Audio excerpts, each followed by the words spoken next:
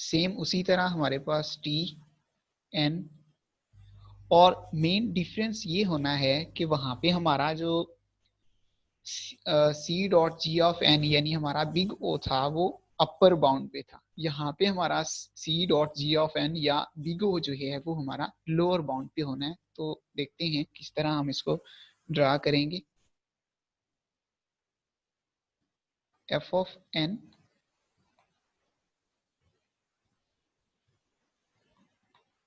C dot G of N, क्योंकि हैं कि ये हमारा लोअर बाउंड है और इसको हम बेस्ट केस बोलते हैं, मीन्स कि हमारी कम से कम टाइम जो है वो कंज्यूम होता है यहाँ पे।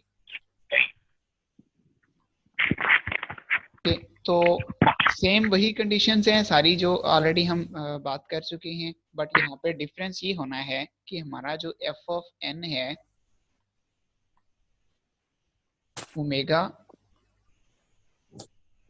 जी ऑफ एन, और यहाँ पे एफ ऑफ एन जो है वो ग्रेटर देन इक्वल टू होगा C dot G of N.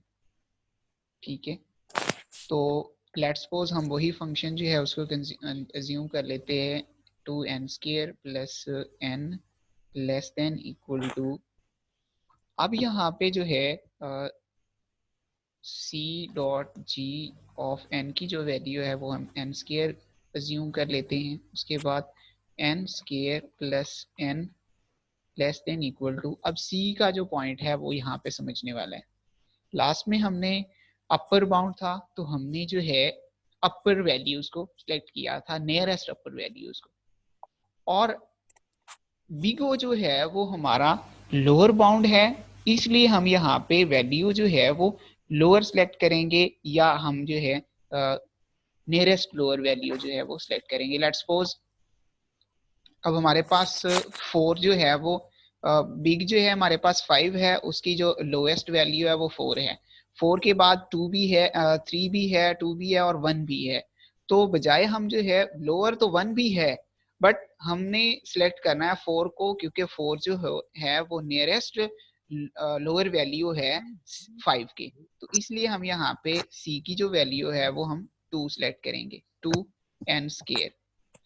तो अब यहाँ पे हमारे पास 2n² हो जाएगा और जस्ट हमें जो है वो n ही जो है वो मिल जाएगा। तो इसलिए हम जब इसको कैलकुलेट करते हैं तो हमारे पास जो value n greater than equal to 0, तो ये हमारी जो ऑलवेज कंडीशन है वो ट्रू है, क्योंकि हमें जो है n जो है f ऑफ n जो है वो ग्रेटर चाहिए g ऑफ n की। तो सेम उसी तरह अगर हम यहाँ पे n की वैल्यू लास्ट जो हमारी इक्वेशन हमने जो जनरेट की है, अगर हम n की वैल्यू पुट करते हैं 2, सेम उसी तरह, तो फिर हमें रिजल्ट्स क्या जनरेट होते हैं, 2 into 2² plus n greater than equal to, वहां पे हमने 3 पुट किया था और यहाँ पे हमने 2 पुट किया है c की वैल्यू। तो क्या हमें रिजल्ट्स मिलेंगे,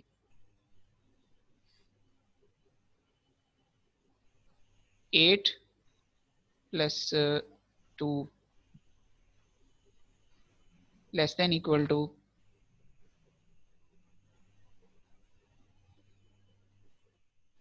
2 2s are 4 और 4 मल्टीप्लाई बाई 2 8, तो यहाँ पे 10 greater than equal to 8। Always जो है हमारी कंडीशन ट्रू है। ओमेगा नोटेशन और बिग ओ नोटेशन में डिफरेंस क्या है कि वहां पे हम जो है एफ ऑफ एन को ग्रेटर लेस कंसीडर कर रहे हैं, और यहाँ पे बिग ओमेगा में जो है वो हम ग्रेटर वैल्यू जो है वो उसको कंसीडर कर रहे हैं। ठीक है, तो क्लियर है स्टूडेंट्स? जी सर। नेक्स्ट जो है वो हम डिस्कस करने जा रहे हैं थीटा नोटेशन।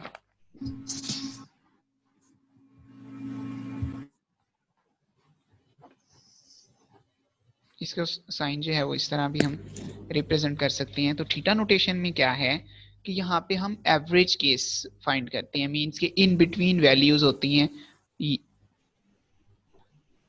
सेम उसी तरह हम ग्राफ जो है उसको ड्रा करेंगे और यहाँ पे हमारे पास 2 फंक्शन यूज किए जाएंगे।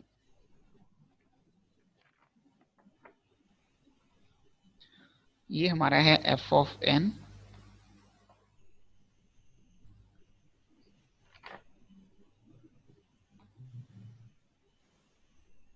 C1 dot G of N और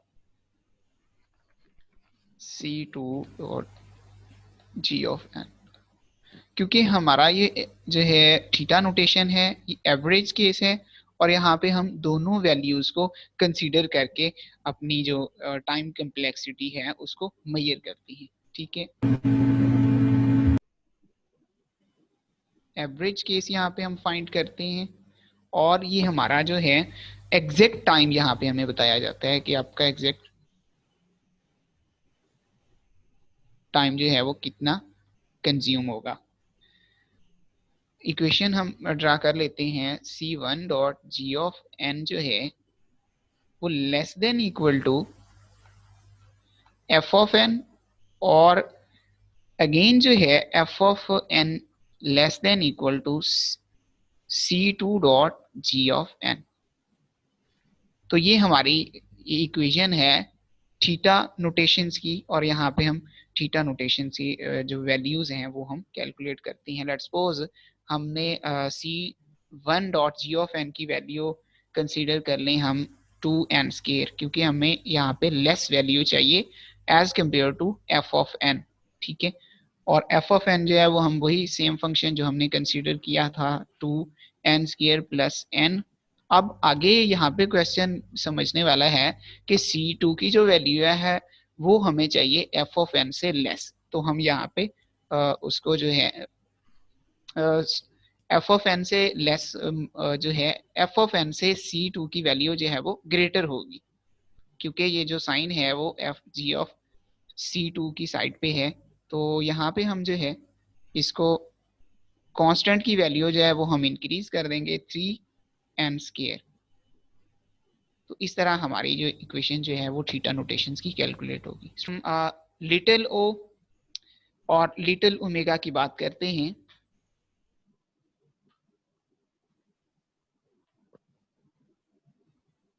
लिटिल ओ में क्या है, जस्ट एक ही कंडीशन की वेरिएशन है, कंडीशन का चेंज हमने यहाँ पे करना है।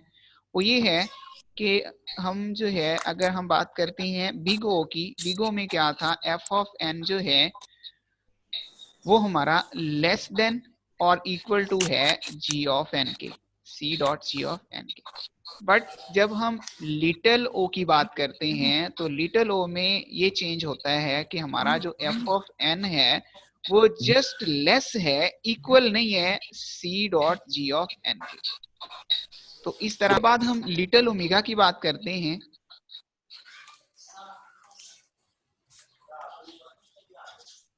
लिटिल ओमेगा और बिग ओमेगा में क्या डिफरेंस है, वो ये डिफरेंस है कि जब हम बिग ओमेगा की बात करते हैं वहां पे एफ ऑफ एन जो है वो ग्रेटर और इक्वल होता है C dot G of N के।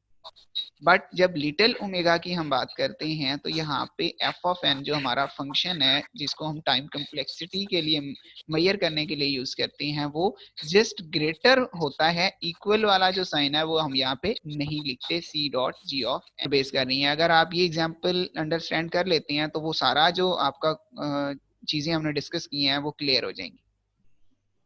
तो हमारे पास एक बुक है, उसमें क्या होता है, एक फर्स्ट पेज होता है, एक लास्ट पेज होता है, और एक हमारा सेंटर होता है। ठीक है, अब वहां से हमें एक टॉपिक फाइंड करना है, लेट्स सपोज थीटा नोटेशन का। एल्गो की हमने बुक ली हुई है और वहां से हम थीटा नोटेशन का जो टॉपिक है उसको हम सर्च कर रहे हैं। किसी भी ना तो हमने कोई सर्चिंग एल्गोरिथम लगाया, ना हैश टेबल लगाया, कोई भी इंडेक्सिंग नहीं की हुई, हमें बस जो है ना वो टॉपिक फाइंड करना है।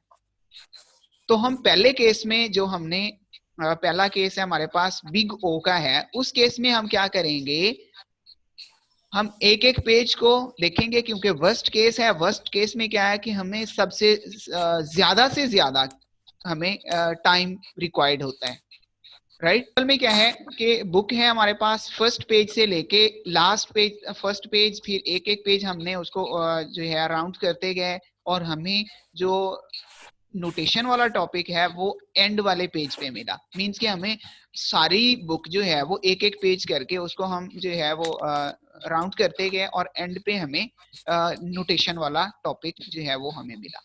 तो ये हमारा क्या है, वर्स्ट केस है, मींस कि हमने पूरे एल्गोरिथम की line by line, one by one checking की, चेकिंग करने के बाद एंड पे हमने रिजल्ट मिला कि ये हमारी एंड प्रोडक्ट है। ये एक केस था, इसको बोलते हैं वर्स्ट केस, ठीक है। अब बात करते हैं जी बिग ओमेगा की, बेस्ट केस की।